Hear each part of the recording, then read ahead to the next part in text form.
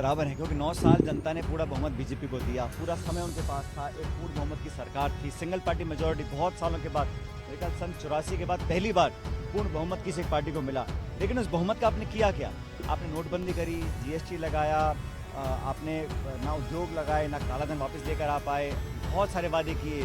स्वच्छ India, stand up India, made in India, मतलब तरह तरह के नारे दिए, लेकिन धरातल पर वो कारगर नहीं उतर पाए। और आज जो खाई बढ़ गई है अमीर गरीब की, किसान परेशान है, नौजवान चिंतित है अपने भविष्य को लेकर, छोटे उद्योग बंद हो गए हैं, और लगातार जो अमीर थे वो इतने अमीर हो गए हैं कि वो उनकी दौलत की कोई गिनती नहीं है, और जो गरीब पक्ष था वो बहुत गरीब होते चले जा रहे हैं। इसलिए जनता परिवर्तन चाहती है, और परिवर्तन की शुरुआत हो चुकी है। लेकिन इन 4 राज्यों में जो चुनाव होंगे, यहाँ पर बीजेपी निश्चित रूप से हारेगी, और 2024 में जो लोकसभा चुनाव होगा वो बहुत निर्णायक चुनाव है, पूरी दुनिया देखना चाहती है। और मैं ऐसा मानता हूँ कि लगातार कांग्रेस पार्टी का कद और ताकत कार्यकर्ताओं में बढ़ती जा रही है, लोगों के अंदर उनका एक सकारात्मक, लोग अपने आप को महसूस कर रहे हैं कांग्रेस के पक्ष में, कि मुझे पूर्ण विश्वास है कि पहले से ज़्यादा अनेकों पत्रकारों को जिस प्रकार तंग करने की कोशिश की गई, छापे डाले, कईयों को डिटेन किया गया, पूछताछ की गई, तो जो स्वतंत्र प्रेस का जो एक वातावरण है उसको कहीं ना कहीं दमन और सत्ता की ताकत से दबाने की कोशिश की जा रही है। और ये संकेत देता है कि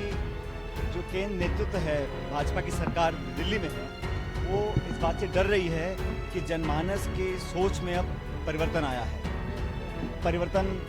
हिमाचल प्रदेश में आया, कर्नाटक में आया, अब इन 4 राज्यों में चुनाव होने वाले हैं, वहाँ पर भी आएगा। और मैं ऐसा मानता हूँ कि जो कार्रवाई करी गई वो एक लोकतांत्रिक व्यवस्था में एक स्वस्थ परंपरा नहीं है। पत्रकारों को जिस प्रकार से दबाने की कोशिश की गई, मैं उसकी निंदा करता हूँ, ऐसा नहीं होना चाहिए।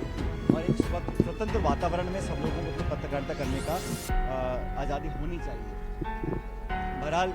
जो प्रचार चल रहा है, जिस प्रकार प्रधानमंत्री बार बार आ रहे हैं, मेरे ख्याल दोबारा उनका आने का प्रोग्राम है राजस्थान में, लगातार वो आ रहे हैं और आरोप राज्य सरकार पर लगा रहे हैं, लेकिन एक बार भी ये नहीं कह रहे कि पिछले 9 साल के कार्यकाल में राजस्थान प्रदेश के लिए ऐसा क्या विशेष उन्होंने किया।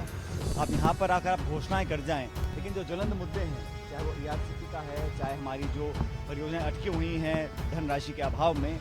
रेल परियोजनाएं हैं, बड़ी बड़ी योजनाएं हैं, और राजस्थान सरकार का जो हमारा धनराशि बकाया है उसको केंद्र सरकार वापस नहीं कर रही है। पूर्ण बहुमत मतलब 25-25 सांसद 2 बार राजस्थान में बीजेपी जीत कर गए, लेकिन राजस्थान को कोई विशेष दर्जा, कोई विशेष पैकेज, कोई बड़ी परियोजना, कोई ऐसा संसाधन का दिल्ली से कोई योगदान नहीं मिला जो हम लोगों को अपेक्षित था। अब वो लगातार प्रचार कर रहे हैं, लेकिन आपस में जो खींचतान है भारतीय जनता पार्टी के अंदर, वो जग जाहिर है। मैं उस पर प्रकाश डालना नहीं चाहता हूँ, जनता सब जानती है। मैं इतना कहना चाहता हूँ कि लगातार यहाँ पर हमारी पार्टी के नेता जो आ रहे हैं, और हमारे प्रदेश में जो नेता यहाँ पर हमारी सरकार पार्टी का है, लगातार हम काम कर रहे हैं, और समन्वय के साथ हम लोग बहुत तेज़ गति से आगे बढ़ रहे हैं। और आज स्थिति में हम लोग कहने को हैं कि बहुत अच्छे बहुमत के साथ, इनफैक्ट मैं तो कहूँगा जो बहुमत हमको पहले नहीं मिला था पिछले कई सालों में, उससे ज़्यादा बहुमत मिलने के बाद यहाँ पर बीजेपी सरकार बनी है।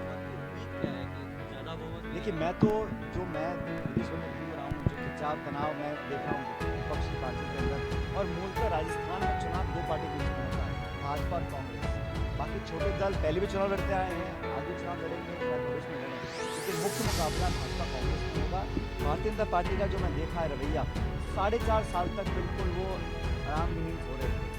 जनता की आवाज़ बनने की उन्होंने कोशिश भी की, और जनता भी समझ रही है कि अब चुनाव हैं, इसलिए यात्राएं निकल रही हैं, आक्रोश यात्रा, परिवर्तन यात्रा, संकल्प यात्रा, लेकिन पब्लिक के इंटरेस्ट की बात नहीं कर रहा। मैंने पहले भी कहा, राजस्थान की जनता के लिए भाजपा का क्या विजन है, क्या रोड मैप है? 5 साल में अगर आप सरकार में आए तो क्या करेंगे? पहले सरकार वसुंधरा जी की थी, जनता ने इसको हराया, लेकिन इन 5 सालों में बीजेपी ने कोई वैकल्पिक व्यवस्था की कोई परियोजना जनता के यहाँ प्रस्तुत नहीं करी है, कोई रोड मैप ब्लूप्रिंट तैयार नहीं किया। और जो चुनावी रणनीति होती है उसमें भी कांग्रेस बहुत आगे है भाजपा से, इसलिए मुझे पूरा विश्वास है, ना सिर्फ इस जिले जहाँ का मैं प्रतिनिधि हूँ टोंक, लेकिन समूचे राजस्थान में कांग्रेस पार्टी को अच्छा बहुमत मिलेगा।